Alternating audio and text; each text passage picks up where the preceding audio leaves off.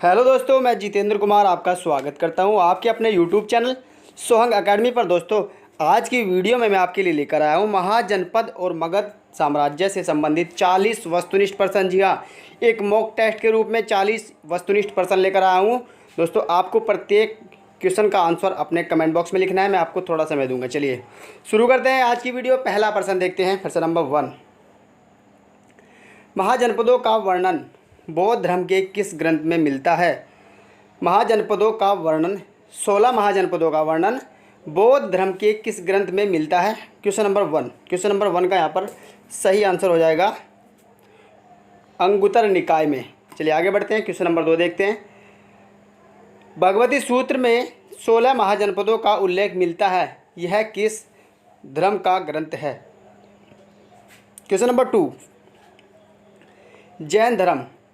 भगवती सूत्र जैन धर्म का ग्रंथ है जिसमें 16 महाजनपदों का उल्लेख मिलता है। आगे बढ़िए। क्वेश्चन नंबर 3, मगध का उल्लेख सर्वप्रथम किस वेद में मिलता है? मगध का उल्लेख सर्वप्रथम किस वेद में मिलता है? अथर्ववेद में। आगे बढ़ते हैं। क्वेश्चन नंबर 4 देखते हैं। उत्तर में स्थित कौन सा राज्य सबसे अधिक शक्तिशाली था? उत्तर दिशा में स्थित महाजनपद का कौन सा राज्य सबसे अधिक शक्तिशाली था? क्वेश्चन नंबर 4, उपरोक्त सभी। मगध, कौशल, वत्स, उपरोक्त सभी। यहाँ पर डी से हो जाएगा। चलिए आगे बढ़िए। क्वेश्चन नंबर 5 देखते हैं। अंग जनपद आधुनिक काल में किस राज्य में स्थित है? बिहार में। अंग जनपद आधुनिक काल में बिहार राज्य में स्थित है। चलिए आगे बढ़िए। क्वेश्चन नंबर 6 देखते हैं। मगध जनपद आधुनिक युग में किस नाम से जाना जाता है? मगध जनपद आधुनिक युग में किस नाम से जाना जाता है? Question number 6, Patna. पटना यहाँ पर सही आंसर हो जाएगा। चलिए आगे बढ़िए। क्वेश्चन नंबर 7 देखते हैं। मगध महाजनपद की राजधानी क्या थी? Question number 7, गिरिब्रिज। गिरिब्रिज को राजगृह भी कहते हैं। आगे बढ़िए। क्वेश्चन नंबर 8 देखते हैं। मत्स्य महाजनपद की राजधानी क्या थी? मत्स्य महाजनपद की राजधानी क्या थी? विराटनगर। मत्स्य महाजनपद की राजधानी विराटनगर थी। आगे बढ़ते हैं। क्वेश्चन नंबर 9, मगध के प्राचीन इतिहास की रूपरेखा किसमें मिलती है? क्वेश्चन नंबर 9, उपरोक्त दोनों में मगध के प्राचीन इतिहास की रूपरेखा का वर्णन महाभारत और पुराणों दोनों में मिलता है। चलिए आगे बढ़ते हैं। क्वेश्चन नंबर 10 देखते हैं। मगध के सबसे प्राचीन राजवंश का संस्थापक कौन था? Question number 10, Brihadratha. मगध के सबसे प्राचीन राजवंश का संस्थापक था बृहद्रथ। क्वेश्चन नंबर 11, मगध की राजधानी गिरिब्रिज की स्थापना किसने की थी? क्वेश्चन नंबर 11 का यहाँ पर सही आंसर हो जाएगा वसु ने। मगध की राजधानी गिरिब्रिज की स्थापना वसु ने की थी। आगे बढ़िए। क्वेश्चन नंबर 12 देखते हैं। जरासंध किसका पुत्र था? जरासंध किसका पुत्र था? मैं यहाँ पर मिसप्रिंट हो गया है। बृहद्रथ का। जरासंध बृहद्रथ का पुत्र था। आगे बढ़िए। बृहद्रथ वंश के पश्चात मगध में किस वंश की स्थापना हुई? हर्यक वंश की। बृहद्रथ वंश के पश्चात मगध में हर्यक वंश की स्थापना हुई। दोस्तों, बहुत ही इंपॉर्टेंट क्वेश्चन है। चलिए आगे बढ़ते हैं। क्वेश्चन नंबर 14 देखते हैं। हर्यक वंश के संस्थापक कौन थे? क्वेश्चन नंबर 14, हर्यक वंश के संस्थापक बिंबिसार थे। दोस्तों, क्वेश्चन और वीडियो अगर अच्छी लग रही हो तो वीडियो को लाइक और शेयर जरूर कीजिए, और अगर आप चैनल पर नए हैं तो चैनल को सब्सक्राइब कर लीजिए और घंटी का बटन दबा दीजिए। चलिए क्वेश्चन नंबर 15 देखिए। बिंबिसार के पुत्र का क्या नाम था? क्वेश्चन नंबर 15, बिंबिसार के पुत्र का क्या नाम था?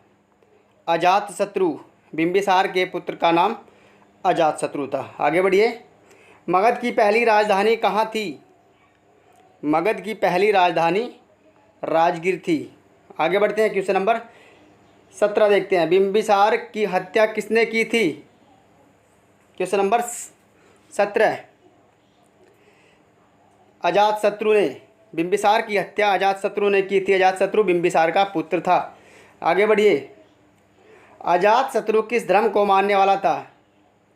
अजातशत्रु किस धर्म को मानने वाला था? Question number 18। उपरोक्त दोनों जैन धर्म और बौद्ध धर्म दोनों को मानने वाला था अजातशत्रु।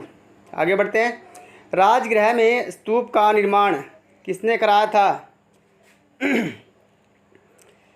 अजातशत्रु ने। राजगृह में स्तूप का निर्माण अजातशत्रु ने कराया था। आगे बढ़ते हैं। Question number 20। अजातशत्रु की हत्या किसने की थी? अजातशत्रु ने अपने पिताजी की हत्या की थी बिंबिसार की। अब अजातशत्रु की हत्या भी उसके पुत्र ने की थी, उद्यानी ने। अजातशत्रु की हत्या उद्यानी ने सिंहासन के लिए की थी। ऐसी अजातशत्रु ने भी अपने पिता बिंबिसार की हत्या की थी सिंहासन के लिए। चलिए आगे बढ़ते हैं। Question number 21। गंगा और सोन नदी के संगम पर किला किसने बनवाया था? Question number 21। उद्यानी ने। गंगा और सोन नदी के संगम पर उद्यानी ने किला बनवाया था। क्वेश्चन नंबर 22 देखते हैं। उद्यानी का पुत्र कौन था? 22 का हो जाएगा उपरोक्त तीनों अनिरुद्ध, मुंडक, नागदशक तीनों ही उद्यानी के पुत्र थे। क्वेश्चन नंबर 23 देखते हैं। प्रथम बौद्ध संगीति किसके शासनकाल में हुई थी? प्रथम बौद्ध संगीति किसके शासनकाल में हुई थी? क्वेश्चन नंबर 23 का आंसर हो जाएगा अजातशत्रु के शासनकाल में। क्वेश्चन नंबर 24 देखते हैं। मगध में सबसे शक्तिशाली कौन सा हुआ? मगध में कौन सा वंश सबसे शक्तिशाली हुआ? ये क्वेश्चन ऐसे होगा। Question number 24। नंदवंश। मगध में सबसे शक्तिशाली वंश नंदवंश हुआ। क्वेश्चन नंबर 25 देखते हैं। शिशुनाग वंश का संस्थापक कौन था? Question number 25। शिशुनाग वंश का संस्थापक शिशुनाग था। क्वेश्चन नंबर 26 देखते हैं। नागवंश का अंतिम शासक कौन था? नागवंश का अंतिम शासक कौन था? नंदीवर्धन। नागवंश का अंतिम शासक नंदीवर्धन था। आगे बढ़ते हैं। नंदवंश का संस्थापक कौन था? नंदवंश का संस्थापक कौन था? महानंदिनी। क्वेश्चन नंबर 28 देखिए। नंदवंश में कुल कितने राजा हुए? नंदवंश में कुल कितने राजा हुए? 9 राजा हुए। क्वेश्चन नंबर 29 देखते हैं। व्याकरण आचार्य पाणिनि किसके मित्र थे? क्वेश्चन नंबर 29 महापद्म नंद की। आगे बढ़ते हैं। Question number 30। सबसे पहले कलिंग विजय किसने की थी? सबसे पहले कलिंग विजय किसने की थी? महापद्म नंद ने। कलिंग से जैन प्रतिमा कौन उठा लाया था? कलिंग से जैन प्रतिमा कौन उठा लाया था? महापद्म नंद। Question number 32। सिकंदर का समकालीन कौन था? सिकंदर का समकालीन कौन था? गणानंद। आगे बढ़िए। नंदवंश का अंतिम सम्राट कौन था? नंदवंश का अंतिम सम्राट गणानंद था। क्वेश्चन नंबर 34 देखते हैं। नंदवंश की हत्या किसने की थी? नंदवंश की हत्या किसने की थी? चंद्रगुप्त मौर्य ने। नंद शासक किस धर्म को मानने वाले थे? क्वेश्चन नंबर 35 जैन धर्म को। नंद शासक जैन धर्म को मानने वाले थे। क्वेश्चन नंबर 36 घनानंद के जैन अमात्य कौन थे? उपरोक्त दोनों स्थूलभद्र और सकटाल घनानंद के जैन अमात्य थे। आगे बढ़िए। क्वेश्चन नंबर 37 वरुरुचि और कात्यायन किसके दरबार में विद्वान थे? क्वेश्चन नंबर 37 घनानंद के। वरुरुचि और कात्यायन घनानंद के दरबार में विद्वान थे। क्वेश्चन नंबर 38 देखिए। घनानंद की हत्या करने में चंद्रगुप्त मौर्य का साथ किसने दिया था? चाणक्य ने। चाणक्य चंद्रगुप्त मौर्य के गुरु थे। आगे बढ़िए। 5 पहाड़ियों की श्रृंखला से कौन सा महाजनपद घिरा था? राजगीर 5 पहाड़ियों की श्रृंखला से घिरा था। क्वेश्चन नंबर 40 आज की वीडियो का लास्ट क्वेश्चन।